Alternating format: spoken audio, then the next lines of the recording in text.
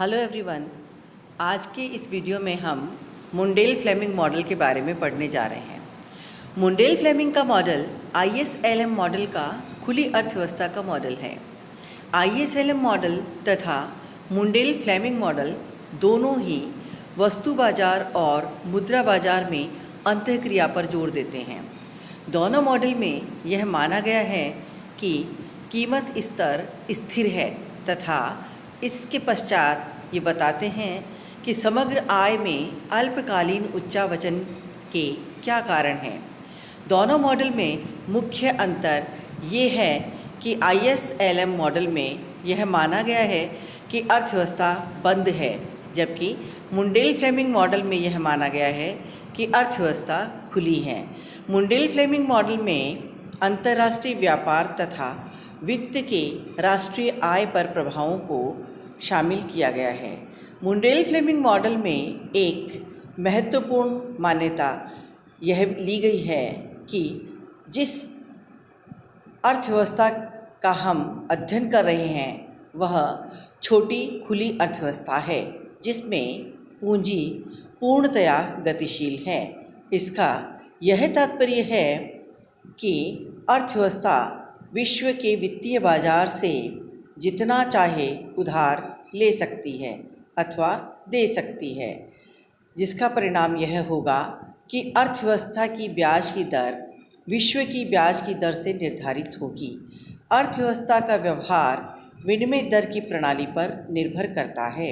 इसलिए हम Mundell Fleming model का अध्ययन परिवर्तनशील तथा स्थिर विनिमय दर की प्रणाली के अंतर्गत करेंगे। पूंजी की पूर्ण गतिशीलता सहित लघु खुली अर्थव्यवस्था। लघु खुली अर्थव्यवस्था होने पर तथा पूंजी की पूर्ण गतिशीलता होने पर अर्थव्यवस्था में ब्याज की दर यानी R विश्व की ब्याज की दर R* से निर्धारित होती है, अर्थात R=R*। हम यह मान लेते हैं कि विश्व में ब्याज की दर बहिर्जात चर के रूप में निर्धारित होती है, क्योंकि अर्थव्यवस्था विश्व की अर्थव्यवस्था की तुलना में बहुत छोटी है, जिसका यह तात्पर्य है कि यह अर्थव्यवस्था बिना अंतर्राष्ट्रीय ब्याज की दर को प्रभावित किए अंतर्राष्ट्रीय वित्तीय बाजार में से जितना चाहे उधार ले सकती है तथा जितना चाहे उधार दे सकती है। यदि लघु खुली अर्थव्यवस्था में घरेलू ब्याज की दर विश्व की ब्याज की दर से अधिक है तो विदेशी इस देश के ऋण पत्रों को खरीदकर उधार देना शुरू कर देंगे। इससे घरेलू ब्याज की दर विश्व की ब्याज की दर के बराबर हो जाएगी। इसी प्रकार यदि घरेलू ब्याज की दर विश्व की ब्याज की दर से कम हो तो पूंजी देश से बाहर चली जाएगी और घरेलू ब्याज की दर बढ़ जाएगी और बढ़कर यह विश्व की ब्याज की दर के बराबर हो जाएगी। अब हम पढ़ते हैं वस्तु बाजार तथा IS वक्र। मुंडेल फ्लेमिंग के मॉडल में वस्तु और सेवा बाजार का अध्ययन उसी प्रकार किया गया है जिस प्रकार से ISLM मॉडल में किया गया है, किंतु इसमें विशुद्ध निर्यात के नए पद को शामिल किया गया है। Y=C + I + G + X - M। Y = C + I + G = NX। NX का मतलब होता है नेट एक्सपोर्ट, जो कि X - M से हमें प्राप्त होता है। C = CY - T, यानी उपभोग जो है वह उपभोग्य आय, जो कि आय में से कर की मात्रा घटाने पर प्राप्त होती है, इसका फलन माना गया है। I = IR, यानी विनियोग ब्याज की दर पर निर्भर करते हैं, और चूंकि R = R* होता है, यानी घरेलू ब्याज की दर विश्व ब्याज की दर के समान होती है। और NX = XE, अर्थात जो विशुद्ध निर्यात हैं वे एक्सचेंज रेट का फलन है, अर्थात विशुद्ध निर्यात विनिमय की दरों पर निर्भर करते हैं। फाइनली हमें जो इक्वेशन प्राप्त होता है वह है Y = CY - T + I (R* plus G plus X और ब्रैकेट में ए।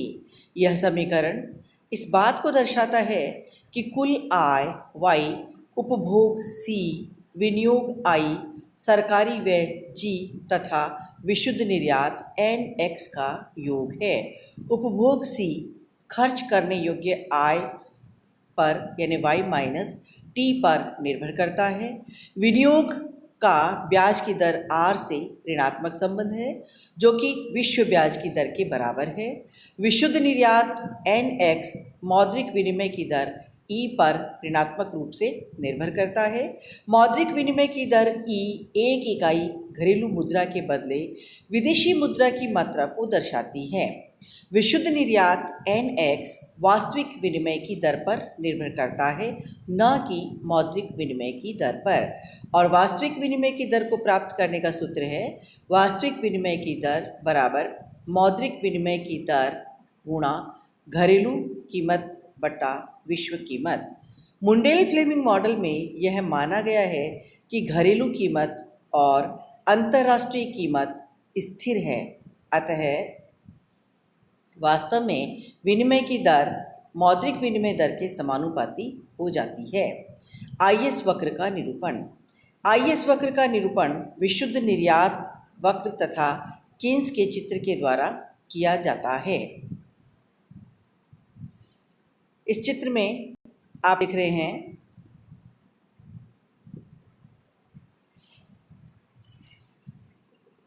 चित्र 1 में आपको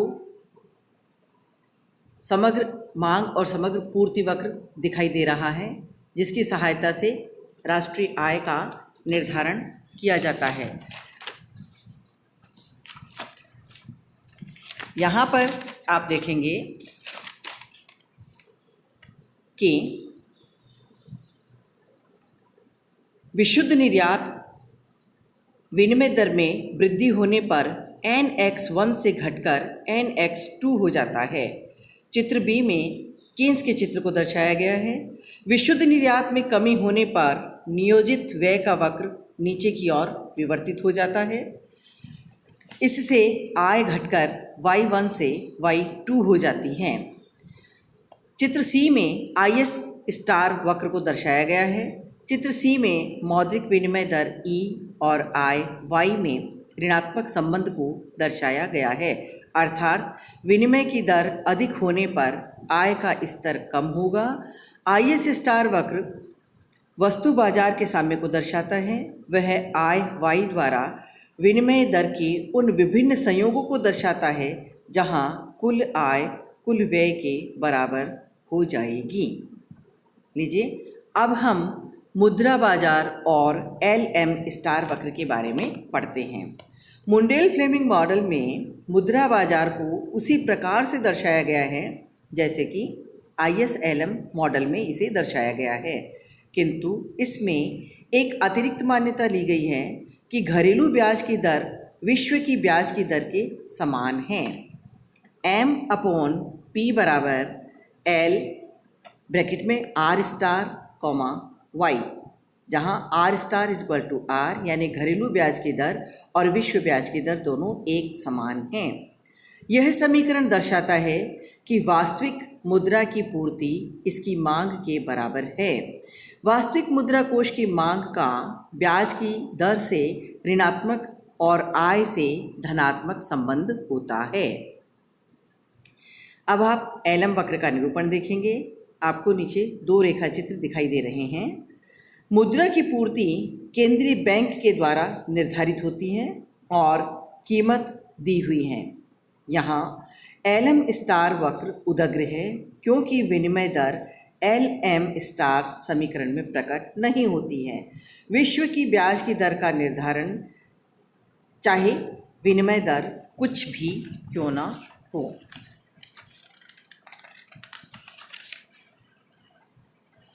वस्तु बाजार और मुद्रा बाजार में एक साथ साम्य।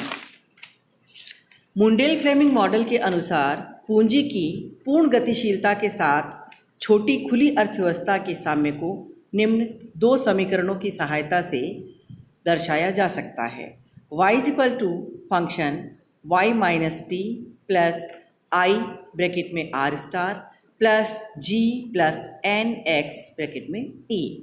M upon P is equal to L bracket में आर स्टार कॉमा वाई, यानी ऊपर वाला समीकरण आई एस वक्र को और नीचे वाला समीकरण एल एम वक्र को प्रदर्शित करता है। प्रथम समीकरण वस्तु बाजार और द्वितीय समीकरण मुद्रा बाजार को बता रहा है। बहिर्जात चरों में राजकोषीय नीति जीटी, मौद्रिक नीति एम, कीमत स्तर टी तथा विश्व की ब्याज की दर आर स्टार शामिल है। अंतर्जात चरों में आई, वाई और विनिमय की दर ई शामिल है। अब आप दोनों बाजारों में एक साथ साम्य की स्थिति को देखेंगे। यहाँ इस रेखा चित्र में एल एम वक्र उदग्र है और आई एस वक्र ऊपर से नीचे की ओर गिर रहा है। अर्थव्यवस्था में साम्य का निर्धारण उस बिंदु पर होता है जहाँ आई एस स्टार तथा एल एम स्टार एक दूसरे को काटते हैं। दोनों वक्रों के कटान बिंदु से आय तथा विनिमय दर के स्तर निर्धारित होते हैं, जहां वस्तु बाजार और मुद्रा बाजार दोनों एक साथ साम्य की स्थिति में दिखाई दे रहे हैं। Thank you.